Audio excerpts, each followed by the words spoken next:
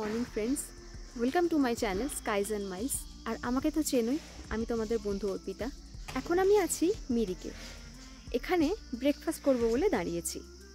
পাহাড়ে বেড়াতে এসে আমরা সবাই খুঁজি কোনো অফবিট গ্রাম, যেখানে নিরিবিলির মধ্যে শান্তিতে আমরা দুটো দিন কাটাতে পারি। সেই রকমই আমি দুটো গ্রামে যাচ্ছি, অফবিট দুটো গ্রাম দার্জিলিং জেলার। সেখানে 2-3 দিন আমি থাকবো আর তোমাদের সাথেও শেয়ার করব আমার সেই থাকার অভিজ্ঞতা। কোন গ্রামে যাচ্ছি, কেমন সেই জায়গা, কোন হোমস্টেতে থাকবো, সমস্ত কিছু পাবে আমার ভিডিওতে। এখন চলো আপাতত ব্রেকফাস্ট সেরে নিই। বেজে গেছে 10:30। ভীষণ খিদে পেয়েছে। আর আজকের জার্নিটা কিভাবে শুরু হয়েছিল সেটা দেখার জন্য একটু ফিরে যেতে হবে পেছন দিকে। চলো।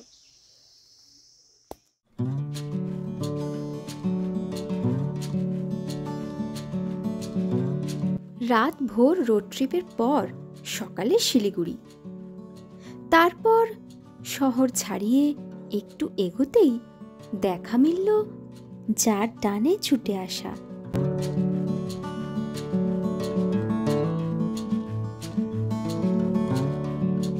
আজ যাচ্ছি শিলিগুড়ি দুধিয়া মিরিক হয়ে পশুপতি ফটক ছুঁয়ে সুখিয়া পোখরি,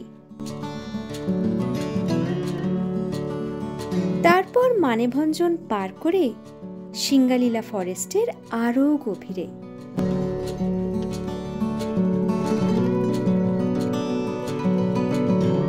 ঠিক যতটা গভীরে গেলে নির্জনতাকে খুঁজে পাওয়া যায়।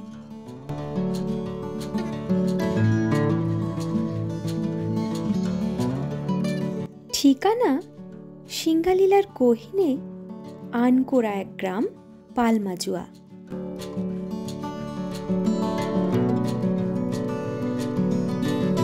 শিলিগুড়ি থেকে 102 কিলোমিটার, মেরে কেটে ঘন্টা চারেকের রাস্তা। কিন্তু একবার পাহাড়ে পা রাখলে সময় আর আমাদের নাগালে মোটেই থাকে না।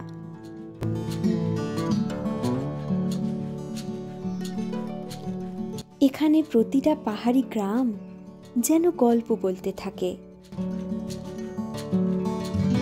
সেই গল্প শুনতে শুনতে ব্রেকফাস্টের সময় গড়িয়ে যায়।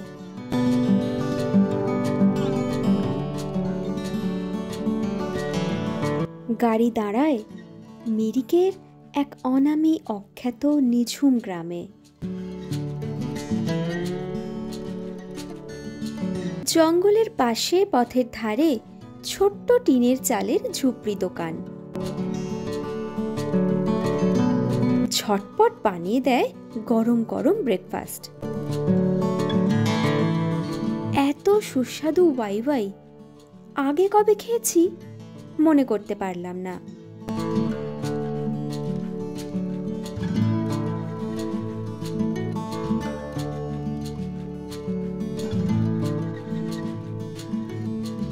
এ পথে অজস্র টি এস্টেট। রাস্তার ধারে গরম ধোঁয়া ওঠা এক কাপ চা আর পাহাড়, স্বর্গীয় অনুভূতি।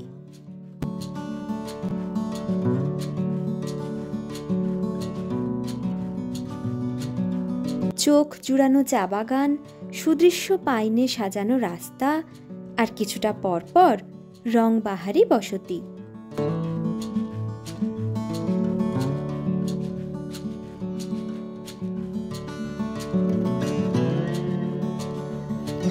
এইসব মন কেমনের রাস্তা পেরিয়ে এসে গেল পশুপতি ফটক। হাতে সময় থাকলে পশুপতি মার্কেট থেকে শীতের টুকিটাকি কেনাকাটা সেরে নেওয়া যায়।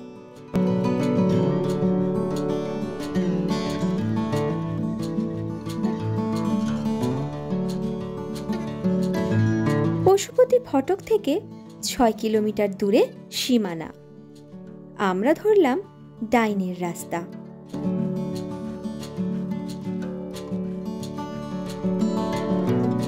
এ পথের কি যে মায়া, সে শুধু পথিকই জানে।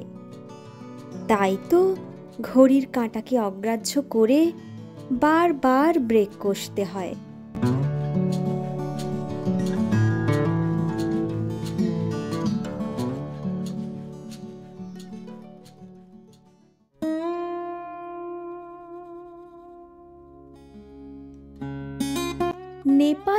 ভারতের সীমান্তে এখন দাঁড়িয়ে।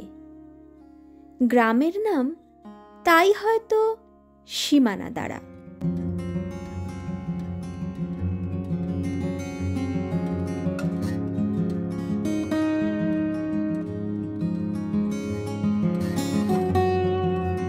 পার্কিংয়ের ধারেই শীত পোশাকের পসরা।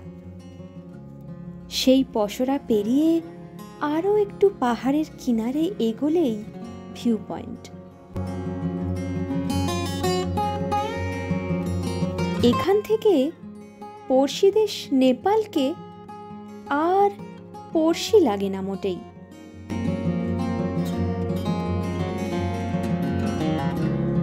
নভেম্বরের আকাশে আজ বড্ড মেঘের ঘনঘটা। তবু হঠাৎ মেঘ সরে গিয়ে এক ঝলক স্বপ্ন সুন্দরীর দেখা পেয়ে যাই।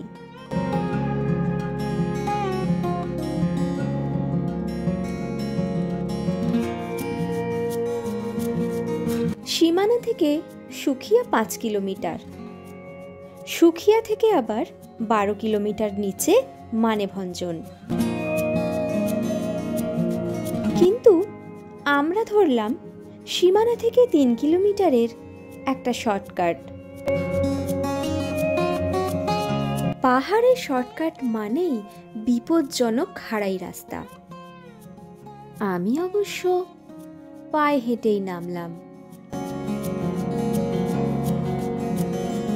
বিকেলের নরম আলো তখন শেষবারের মতো পাহাড় চূড়া ছুঁয়ে যাচ্ছে।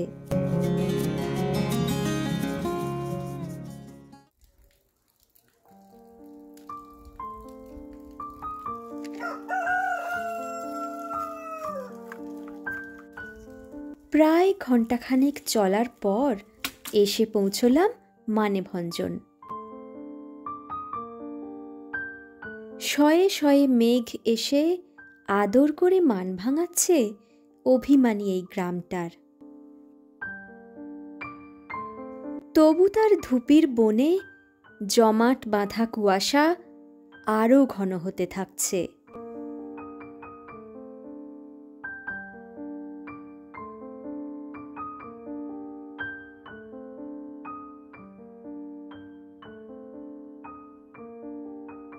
এই মানেভঞ্জন থেকে সান্দাকফু যাত্রা শুরু হয়।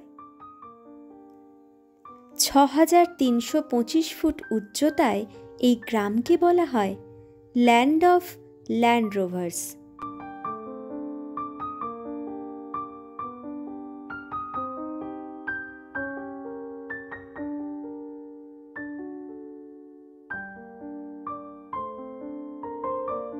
পালমাজুয়া আরও 27 কিলোমিটার, মানে সন্ধ্যার আগে তো কোনোভাবেই পৌঁছাবো না।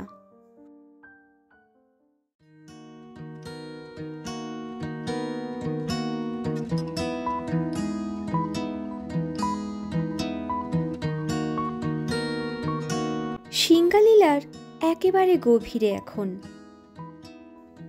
তাই ঠান্ডাটা এবার বেশ ভালো মতোই জানান দিয়ে যাচ্ছিল।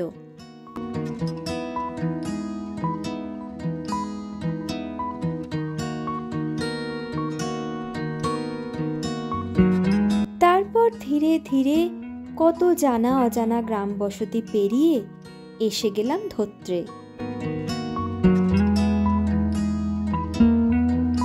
এখানে তখন গোধূলির রং মেখে কাঞ্চনজঙ্ঘা আমাদের অপেক্ষায় বসে।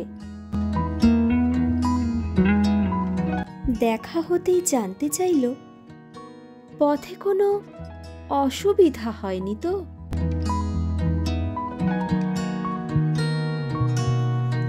অনেক দিন পর যেন আপন কারোর দেখা পাওয়া, একটু কুশল বিনিময় আর একটু নিষ্পলক তাকিয়ে থাকা।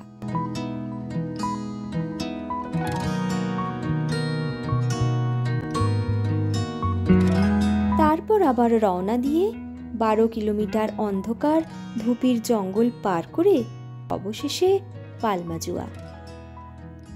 ফাইনালি আমি এসে গেছি পালমাজুয়াতে, যেখানে আমার আসার কথা ছিল। সারাদিন কিচ্ছু খাওয়া হয়নি, শুধু ব্রেকফাস্ট খাওয়া হয়েছে। এখন বাজে 6:30। লাঞ্চটা এখন করব। খিদে তো পেয়েছে, কিছুই খাইনি সেরকম সারাদিন, শুধু ঘুরে বেড়ানোটাই হয়েছে। আর প্রচণ্ড টায়ার্ড আজকের ব্লগটা, সেই জন্য আমি এখানেই শেষ করছি। অনেক বড় ব্লগটা হয়ে গেল। যে গ্রামে আমি এসেছি পালমাজুয়া, সেই গ্রামটা কেমন, আর যে হোমস্টেতে আমি উঠেছি সেই হোমস্টেটা কেমন, কি খরচ, সমস্ত ডিটেল আমি দেব তোমাদের পরের ভিডিওতে। তো আজকের মতো এই ভিডিওটা আমি এখানেই শেষ করছি। কেমন লাগলো তোমাদের অবশ্যই জানিও। টাটা।